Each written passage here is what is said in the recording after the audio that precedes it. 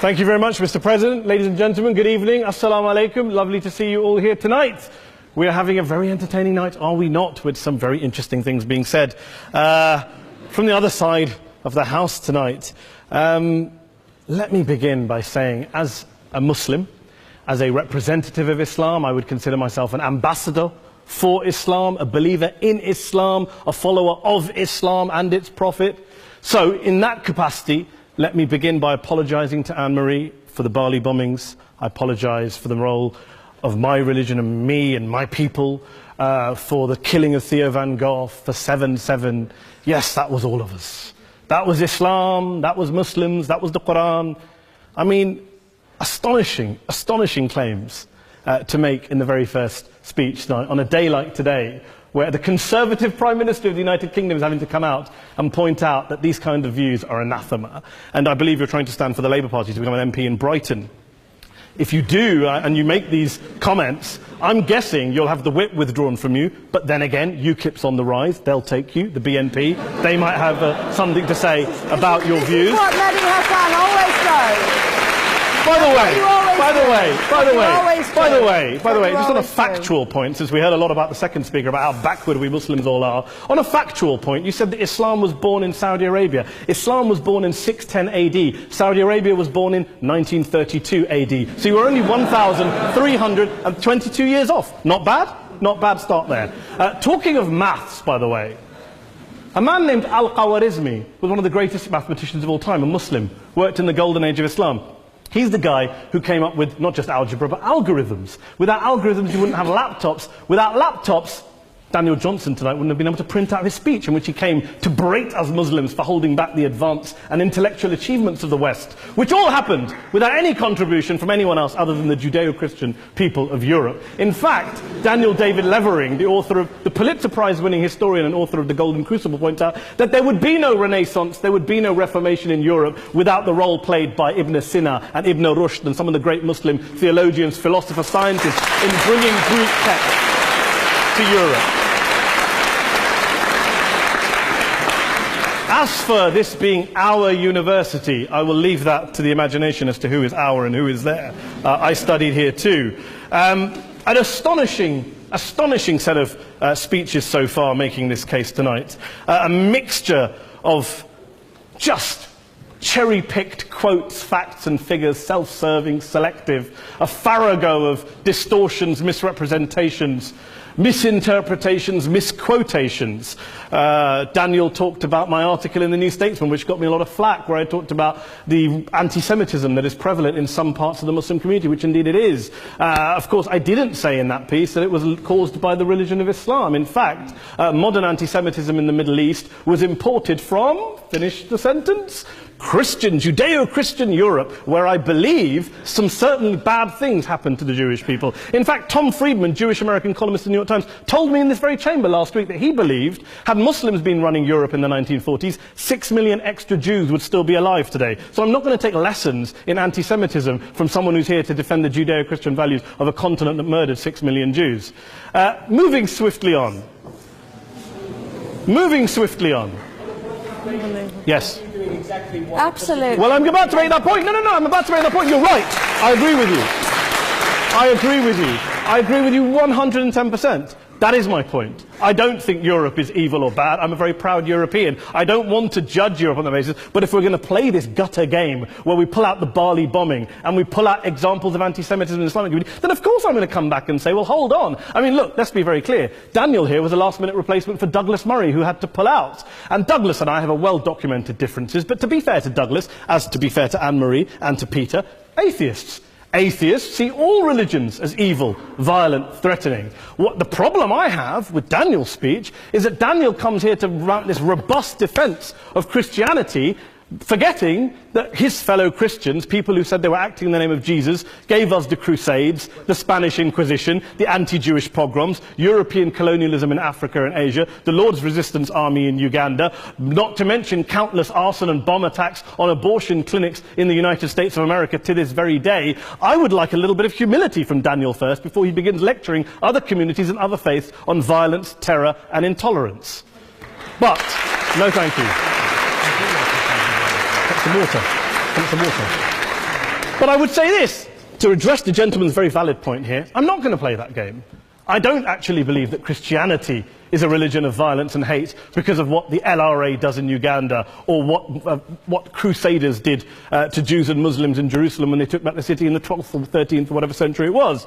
I believe that Christianity, like Islam, like pretty much every mainstream religion, is based on love and compassion and faith. I do follow a religion in which 113 out of the 114 chapters of the Quran begins by introducing the God of Islam as a God of mercy and compassion. I would not have it any other way. I don't follow a religion which introduces my God to me as a God of war, as some kind of Greek God of wrath, as a God of hate and injustice. Not at all. As Adam pointed out, you go through the Quran and you see the mercy and the love and the justice. And yes, you have verses that refer to warfare and violence. Of course it does. This is not a motion about pacifism. I'm not here to argue that Islam is a pacifistic faith. It is not.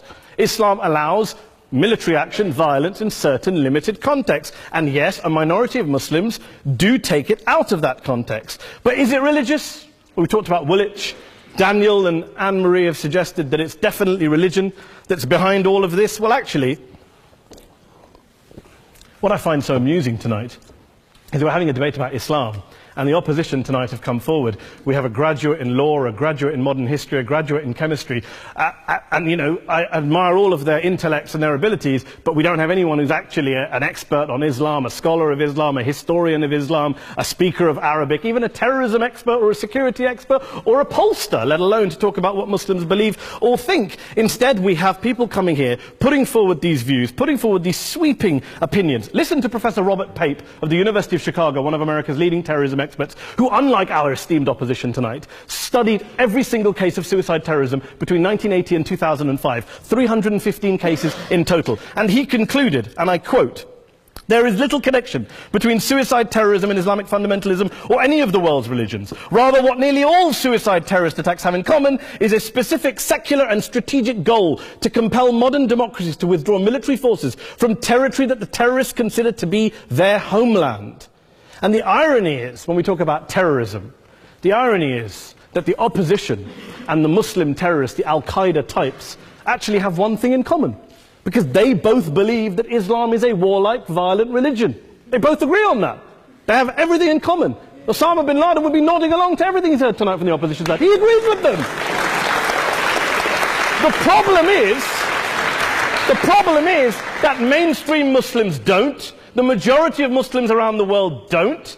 In fact, a gentleman here started quoting all sorts of polls. Gallup carried out the biggest poll of Muslims around the world, of 50,000 Muslims in 35 countries. 93% of Muslims rejected 9/11 and suicide attacks. And of the 7% who didn't, they all, when polled and focus groups, cited political reasons for their support for violence, not religious reasons. And as for Islamic scholars and what they say, well, Daniel talks about our University of Oxford. We'll go down to Oxford Centre for Islamic Studies, get hold of a man named Sheikh Afifi al-Akiti, who is a massively well-credentialed and well-respected Islamic scholar, who has studied across the world, who in the days after 7/7 published a fatwa denouncing terrorism in the name of Islam, calling for the protection of all non-combatants at all times, and describing suicide bombings as an innovation with no basis in Islamic law. Go and listen to Sheikh Tahir al-Qadri, one of Pakistan's most famous Islamic scholars, who published a 600-page fatwa condemning the killing of all innocents and all suicide bombings unconditionally without any ifs or buts.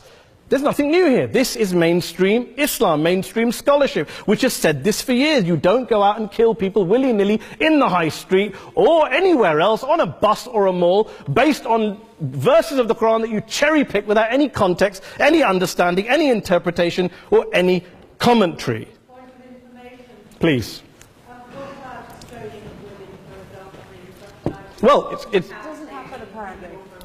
I didn't say it doesn't happen at all. I never said it didn't happen. I don't blame Islam. Yes, it's a very good point. And a lot of us are campaigning against that. And we're campaigning against it in the name of Islam. We're campaigning against it in the name of various interpretations of Islam. Anne-Marie comes and scares us with her talk of Sharia law. I would like to see the book of Sharia law. It doesn't exist. People argue over what Sharia law is. And you empower the extremists by saying there is only one version. You empower them all. I don't believe you took any interruptions, Anne-Marie, so I think you should stay there for a moment. Several countries. Here's what we're dealing with. Here's what we're dealing with. We are dealing, I took your point. Here we are dealing with a 1400-year-old global religion followed by 1.6 billion people in every corner of the world, a quarter of humanity, of all backgrounds, cultures, ethnicities. And yet the opposition tonight wants to generalize, stereotype, smear in order to desperately win this debate. And here's my question, if we're going to generalize and smear. If, okay, people say yesterday's bombers, and we've got to be careful, there's a trial going on, were yesterday's attackers, motivated by Islam? Big debate. I don't believe they were. Let's say they were. Let's say Faisal Shahzad, the Times Square bomber, was motivated by Islam. Let's assume, for sake of argument, that Richard Reeves, the shoe bomber, was motivated by Islam. If Islam is responsible for these killings, if Islam is what is motivating these people, and Islam is therefore not a religion of peace, a religion of war, then ask yourself this question: why aren't the rest of us doing it? Why is it such a tiny minority of Muslims are interpreting their religion in the way that the opposition claim they are? Let's assume there are 16,000 suicide bombers in the world. There aren't. Let's assume there are for the sake of argument. That's 0.001% of the Muslim population globally. What about the other 99.99% of Muslims who the opposition tonight either ignore or smear? The reality is that the rest of us aren't blowing ourselves up tonight. The reality is that the opposition came here tonight not worried about the fact that me and Adam might pull open our jackets and blow ourselves up tonight because we're followers of a warlike warrior religion which wants to take over Europe and Daniel's university. The issue is this. The issue is this. Unless the opposition can tell us tonight, and Peter Atkins is here, one of our great atheist intellectuals, can tell us tonight, can answer this question tonight: why don't the vast majority of Muslims around the world behave as violently and aggressively as a tiny minority of politically motivated extremists? Then they might as well give up and stop pretending they have anything relevant to say about Islam or Muslims as a whole. Ladies and gentlemen, let me just say this to you. Think about what the opposite of this motion is. If you vote no tonight, think about what you're saying the opposite of this motion is. That Islam isn't a religion of peace, it's a religion of war, of violence, of terror, of aggression. That the people who follow Islam, me, my wife, my retired parents, my 6-year-old child, that 1.8 million of your fellow British residents and citizens, that 1.6 billion people across the world, your fellow human beings, are all followers, promoters, believers in a religion of violence. Do you really think that? Do you really believe that to be the case? They say that in the Oxford Union, the most famous debate was in 1933, when Adolf Hitler looked out for the result of the King and Country motion, where they voted against fighting for King and Country, and Hitler was listening out for the result. Well, tonight, 80 years on, there are two groups of people around the world who I would argue are waiting for the result of tonight's vote. There are the millions of peaceful, non-violent, law-abiding Muslims both in the UK, Europe, Asia, Africa and beyond, who see Islam as the source of their identity, as a source of spiritual fulfillment, of hope, of solace. And there are the phobes, the haters, the bigots out there who want to push the clash of civilizations, who want to divide all of us into them and us and ours and their. Ladies and gentlemen, I urge you all not to fuel the arguments of the phobes and bigots. Don't legitimize their divisions. Don't legitimize their hate. Trust those Muslims who you know, who you've met, who you hear, who don't believe in violence, who do want you to hear the peaceful message of the Quran as they believe it to be taught to the majority of Muslims, the Islam of peace and compassion and mercy, the Islam of the Quran, not of Al-Qaeda. Ladies and gentlemen, I beg to propose this motion to the House. I urge you to vote yes tonight. Thank you very much for your time.